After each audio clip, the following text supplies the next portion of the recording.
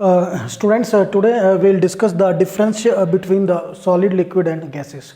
Clear to all of you, but before it, you have to see my previous lecture जिसमें मैंने regarding solid, liquid और gases के on various states of matter मैंने discuss किया है. So today's जो हमारा main focus होगा वो we have to differentiate the solid, liquid and gases. So just I'll make the columns. Just see out.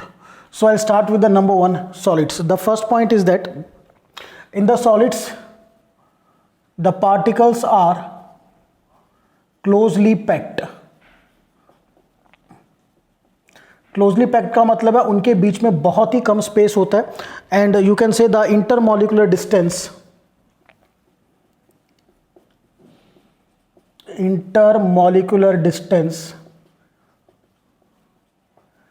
is of the order 10 raised to the power minus 8 centimetre. So particle जो है वो बेटा बिल्कुल closely pack होते हैं और उनके बीच में जो डिस्टेंस होगा वो 10 रेज़ पावर माइनस 8 सेंटीमीटर. अगर हम लिक्विड में जाए, लिक्विड में जो इंटरमॉलिक्यूलर डिस्टेंस होता है it is more than solids and less than gases. तो इन बिटवीन आएगा आपका किसके, सॉलिड और गैसेस के. सो यहां पर हम लिख सकते हैं that I will write the particles are less closely packed. Solids में क्या था बेटा, in the solids the particle are closely packed. Here I will say the particles are less closely packed. Clear, ठीक है ना. और इंटरमॉलिक्यूलर डिस्टेंस जो है, intermolecular distance is more than solids but less than gases. Now if we'll discuss about the gases, तो gases में क्या है, जो पार्टिकल्स हैं वो काफ़ी दूर दूर होते हैं. They will have a, you can से, जो इंटरमॉलिक्यूलर डिस्टेंस है वो काफ़ी ज़्यादा होता है. तो गैसेस में what will I write, we simply write the particles are far apart from each other. Clear, and intermolecular distance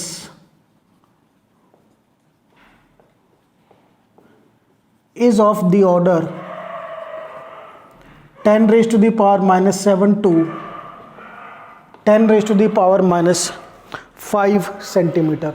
सो ये भी कह सकते हैं कि जो इंटरमॉलिक्यूलर डिस्टेंस है वो सबसे ज़्यादा किस में होगा, गैसेस में होगा. We can write the gases have the maximum intermolecular distance. और बेटा सॉलिड में we will write there is minimum intermolecular distance. Now point number 2 के बारे में रिगार्डिंग अगर स्टडी करें, that is the intermolecular force. अगर पार्टिकल्स आपके नज़दीक होते हैं, they are quite close to each other, तो इंटरमॉलिक्यूलर फोर्सेस आपकी स्ट्रांग होंगी. So what will I write, the solids they have the strong intermolecular forces, while gases they will have the least intermolecular forces. और बेटा liquid में जो forces होंगी these are less than solids but more than gases. So here I will write the intermolecular forces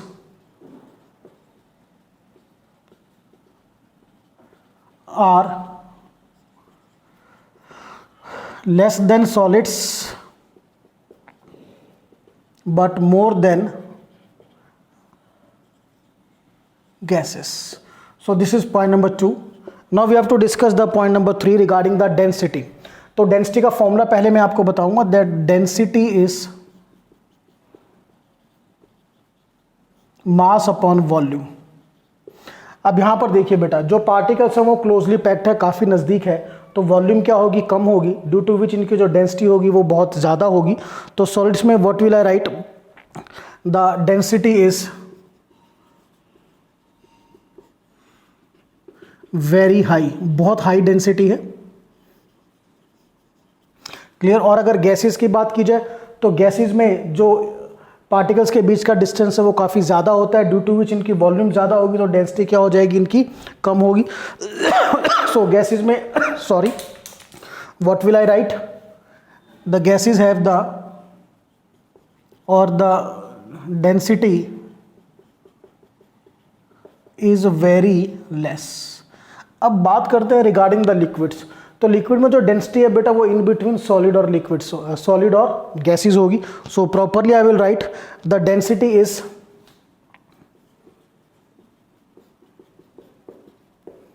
lower than solids but more than gases.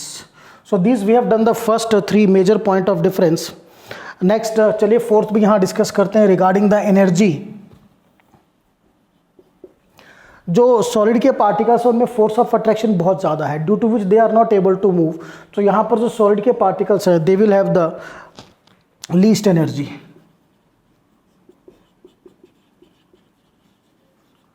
But अगर हम gases की बात करें तो गैसेस के पार्टिकल्स में जो फोर्सेस है वो कम है। सेकेंडली डिस्टेंस उनके बीच में इंटरमॉलिक्यूलर डिस्टेंस बहुत ज़्यादा है, तो पार्टिकल मूव कर सकते हैं and they will have the high amount of energy. So gases में what will I write, they have high amount of energy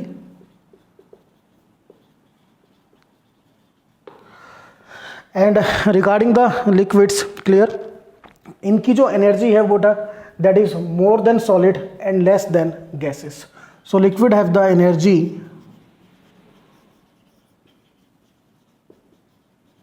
more than solids but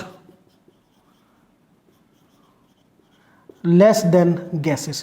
In the short आप ऐसे भी लर्न कर सकते हो, जो एनर्जी है that energy is inversely proportional to intermolecular force. अगर फोर्स ज़्यादा होगी तो बेटा एनर्जी ऑटोमेटिकली क्या हो जाएगी आपकी, less. So this we have discuss the 4 point of difference. Now will discuss the next point number 5।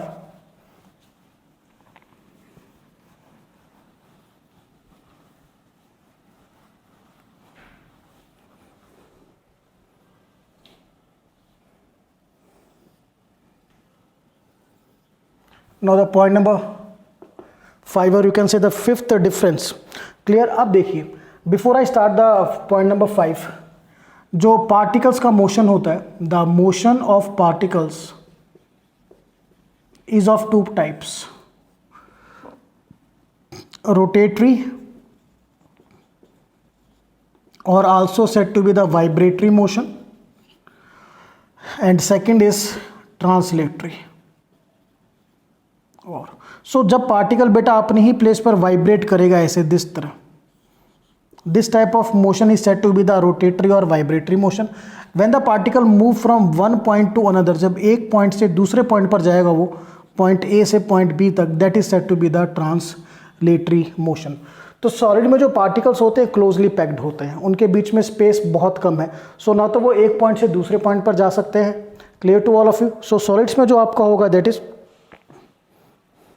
अपनी ही जगह पर वो क्या कर सकते हैं, वाइब्रेट कर सकते हैं, but they can't leave their place. वो एक पॉइंट से दूसरे पॉइंट तक नहीं जा पाएंगे क्योंकि इंटरमॉलिक्यूलर डिस्टेंस कम है। सो अगर इंटरमॉलिक्यूलर डिस्टेंस कम है तो सॉलिड के जो पार्टिकल्स हैं वो इस तरह से सिर्फ अपनी ही प्लेस पर क्या कर सकते हैं, वाइब्रेट कर सकते हैं। तो सॉलिड्स में we will write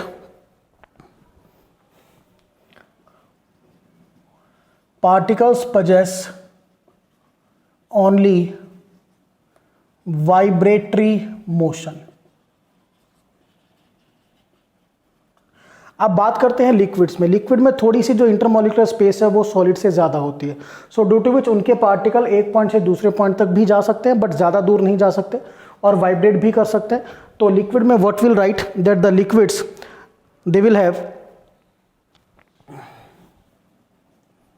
the liquid particles have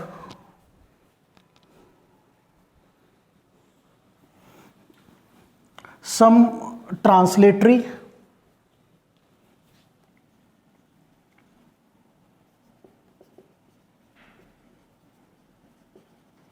and some vibratory motion। बहुत ज़्यादा मोशन नहीं होगा क्योंकि पार्टिकल्स के बीच में स्पेस वो काफ़ी ज़्यादा नहीं है, but if you go to the gases, तो गैसेज में इंटरमोलिकुलर डिस्टेंस काफी ज्यादा होता है, due to which the particles have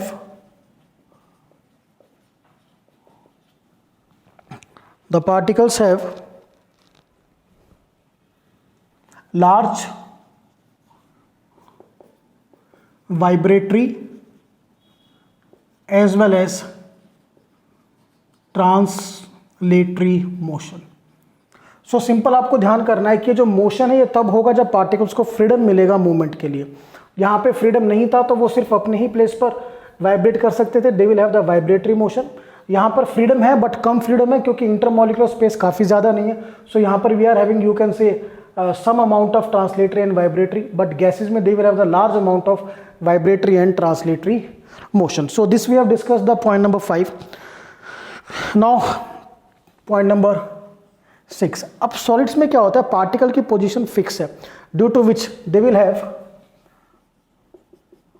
fixed shape and volume. और शेप और साइज बेटा thus you can note it like then, ऐसे भी हम इसको नोट कर सकते हैं। Clear to all of you? Now as far as liquids are concerned, so liquid में क्या होता है कि उनकी जो वॉल्यूम वो तो फिक्स होती है बट शेप उनकी फिक्स नहीं होती। आप अगर किसी लिक्विड को सिलेंड्रिकल वेसल में डालोगे तो it will be cylindrical in shape, अगर आप उसे किसी कोनिकल वेसल में डालोगे it will be conical in shape. So liquid में what will I write, they have the fixed volume but no fixed shape. और बेटा रिगार्डिंग गैसेज अगर हम डिस्कस करें तो गैसेज में तो ना तो यू कैन से शेप फिक्स होती है ना वॉल्यूम, बिकॉज गैसेज को आप जिस कंटेनर में डालोगे वही उसकी शेप हो जाएगी। सेकेंडली जो गैसेज है वो वॉल्यूम किसी भी वेसल को कंप्लीटली ऑक्यूपाई करती है। अगर आप गैसेज को 10 लीटर वेसल में डालोगे सो उसको कंप्लीटली ऑक्यूपाई करेंगी, अगर आप गैसेज को 20 लीटर वेसल में डालोगे then it completely occupies. It means जो गैस की वॉल्यूम है ये डिपेंड करेगी वॉल्यूम ऑफ द कंटेनर। अगर आपने गैस को 10 लीटर वेसल में डाला है तो उसकी वॉल्यूम 10 लीटर है। If the same gas is kept in a 20 litre vessel तो उसकी वॉल्यूम क्या होगी, 20 लीटर। सो गैसेज में be clear, there is no fixed shape and no fixed volume. So this is the point number 6. Now point number 7, that is compressibility की बात करते हैं। तो सॉलिड्स में जो इंटरमोलिकुलर स्पेस है वो बहुत ही कम है, तो solids are we can say least compressible. But अगर लिक्विड का डिस्कशन किया जाए बेटा, clear to all of you, अगर हम लिक्विड के बारे में डिस्कस करें तो लिक्विड में क्या होता है, थोड़ी सी इंटरमोलिकुलर स्पेस जो है वो सॉलिड से ज़्यादा है। सो दे आर स्लाइटली, और I will write slightly more compressible than solids. और गैसेज में तो इंटरमोलिकुलर स्पेस बहुत ज़्यादा है, so gases can be, you can say highly compressed. Clear? Now the next point regarding the expansion. जब हम किसी पार्टिकल का टेम्परेचर इंक्रीज करते तो टेम्परेचर इंक्रीज करने के साथ क्या होता है बेटा, उसकी वॉल्यूम इंक्रीज होती है, it start expanding.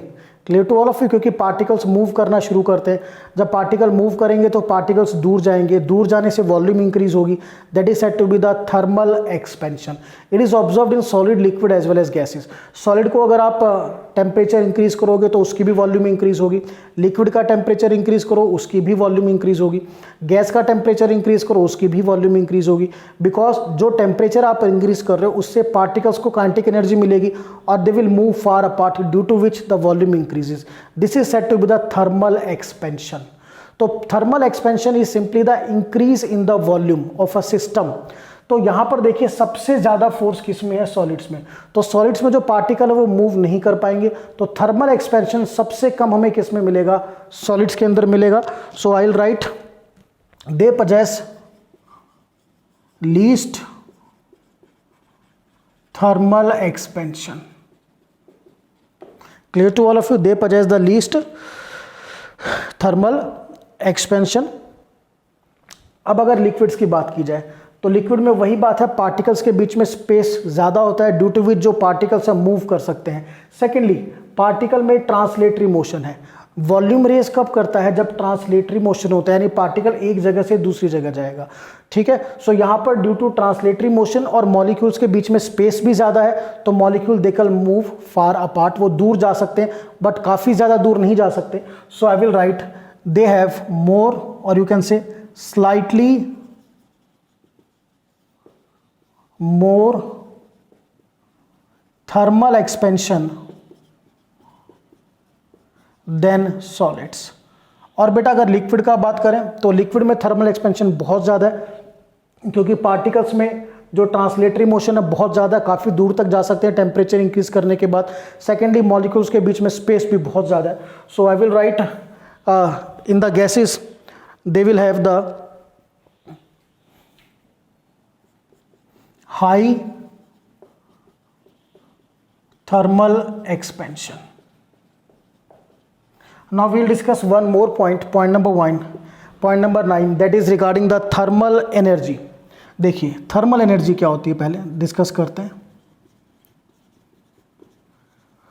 Thermal energy is the energy due to temperature. Temperature की वजह से जो एनर्जी किसी भी सिस्टम में आती है that is the thermal energy. Clear to all of you? अब जैसे मेरी बॉडी का टेम्परेचर 37 डिग्री है, तो उस 37 डिग्री की वजह से जो मेरी बॉडी के अंदर एनर्जी होगी that is said to be the thermal energy. And thermal energy is inversely proportional to intermolecular force. अगर पार्टिकल्स के बीच में फोर्स ज़्यादा है, ठीक है, तो उनकी जो thermal energy that is energy due to temperature.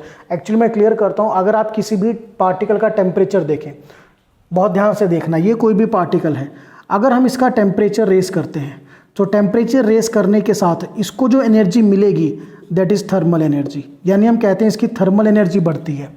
ठीक है, तो सिंपल आपको ध्यान करना है कि पार्टिकल्स की कोई भी एनर्जी अगर टेम्परेचर की वजह से आती है, हम उसको थर्मल एनर्जी के नाम से डिज़ाइन करते हैं और उसको बोलते भी हैं। तो thermal energy is inversely proportional to intermolecular force. अगर दो पार्टिकल के बीच में फोर्स ज़्यादा है सो वो पार्टिकल मूव नहीं कर पाएंगे, तो उनकी जो थर्मल एनर्जी यानी टेम्परेचर की वजह से जो एनर्जी है वो ऑटोमेटिकली क्या होगी? कम होगी। ये आपको ध्यान रखना है। थर्मल एनर्जी में यूँ भी समझ सकते हैं कि अगर किसी पार्टिकल की थर्मल एनर्जी ज़्यादा है तो वो मूव करेगा, ठीक है, बट सॉलिड्स में क्या है? पार्टिकल मूव नहीं कर सकते, बहुत कम मूवमेंट है, तो ऑटोमेटिकली उनकी थर्मल एनर्जी क्या हो जाएगी? कम हो जाएगी। So I will write thermal energy, be clear, it is the energy due to temperature. So solids, they will have the